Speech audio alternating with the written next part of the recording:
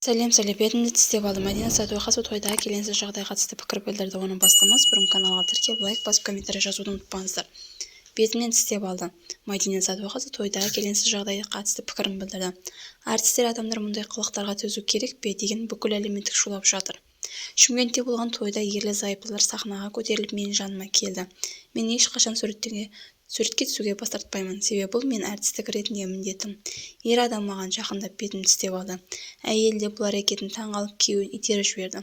Мен сол сәтте жиіркеніш, қорқыныш сынды түрлі сезімдер басты. Ән айтып тұрғандықтан ештеңе де үлгермедім.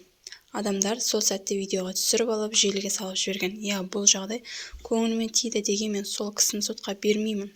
Сөйтсем де бұл жағдай жыныстық бопсалау ретінде қарастырылады екен. Сол себепті әртісті де сыйлап түсіністікпен қарауын қалаймын. Шынымды айтсам, мен де мұндай жағдайда бірінші рет болып тұрмын, деді әнші Мәдина Сәдуақасова.